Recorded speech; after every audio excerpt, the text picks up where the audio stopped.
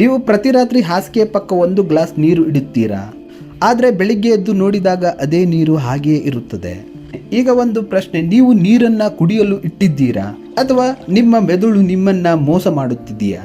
ಇಂದು ನಾನು ಹೇಳಲಿರುವ ವಿಷಯ ನಿಮ್ಮ ಜೀವನದ ಬಗ್ಗೆ ನಿಮಗೆ ಗೊತ್ತಿಲ್ಲದ ಸತ್ಯವನ್ನ ಬಯಲಿಗೆಳೆಯಬಹುದು.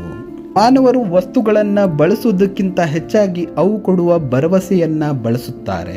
ನೀವು ಕಾರಿನಲ್ಲಿ ಸ್ಪೇರ್ ಟೈರ್ ಇಟ್ಟುಕೊಳ್ಳುತ್ತೀರಿ, ಪ್ರತಿದಿನ ಅದನ್ನ ಬಳಸೋದಿಲ್ಲ, ಆದರೆ ಅದು ಇದೆ ಎಂಬ ಭರವಸೆ ನಿಮಗೆ ಶಾಂತಿಯನ್ನ ಕೊಡುತ್ತದೆ.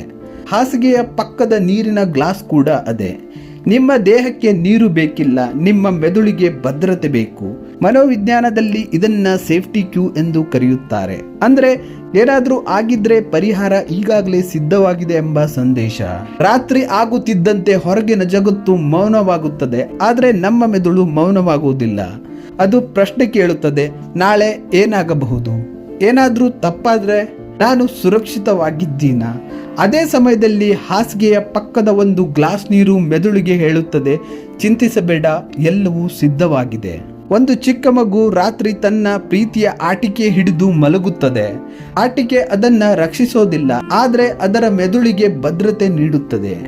ಹಾಗೆಯೇ ದೊಡ್ಡವರಿಗೂ ಇದೆ.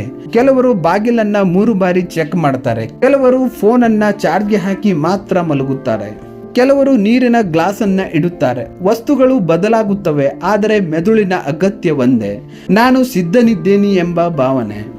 ಇಲ್ಲಿ ಅತ್ಯಂತ ಕುತೂಹಲಕಾರಿ ವಿಷಯ ಏನು ಗೊತ್ತಾ?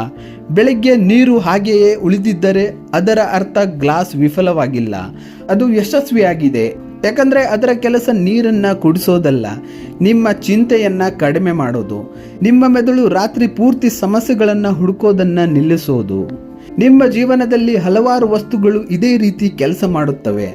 ಬ್ಯಾಂಕ್ ಖಾತೆಯಲ್ಲಿರುವ ತುರ್ತು ಹಣ, ನಮ್ಮ ಹತ್ತಿರದ ಸ್ನೇಹಿತರು, ನಮ್ಮ ಮನೆಯ ಬಾಗಿಲು, ನಮ್ಮ ಪ್ರಾರ್ಥನೆ, ನಮ್ಮ ದಿನಚರಿ. ಅವುಗಳ ನಿಜವಾದ ಶಕ್ತಿ ಬಳಕೆಯಲ್ಲಿಲ್ಲ, ಅವು ಕೊಡುವ ಭರವಸೆಯಲ್ಲಿದೆ. ಹಾಗಾದ್ರೆ ಇಂದು ರಾತ್ರಿ ನೀವು ಹಾಸಿಗೆ ಪಕ್ಕ ನೀರಿನ ಗ್ಲಾಸ್ ಇಟ್ಟರೆ ಅದನ್ನ ಕೇವಲ ನೀರು ಎಂದು ನೋಡಬೇಡಿ. ಅದು ನಿಮ್ಮ ಮೆದುಳು ನಿಮಗೆ ಹೇಳುತ್ತಿರುವ ಸಂದೇಶ, ನೀನು ಸುರಕ್ಷಿತವಾಗಿದ್ದೀಯಾ, ನಾಳೆಯನ್ನ ಎದುರಿಸಲು ಸಿದ್ಧನಿದ್ದೀಯಾ ಅಂತ.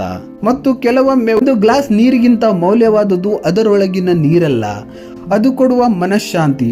ನೀವು ಕೂಡ ಹಾಸಿಗೆ ಪಕ್ಕ ನೀರು ಇಡುವ ಅಭ್ಯಾಸ ಹೊಂದಿದರೆ ಕಮೆಂಟ್ನಲ್ಲಿ ರೆಡಿ ಎಂದು ಬರೆಯಿರಿ.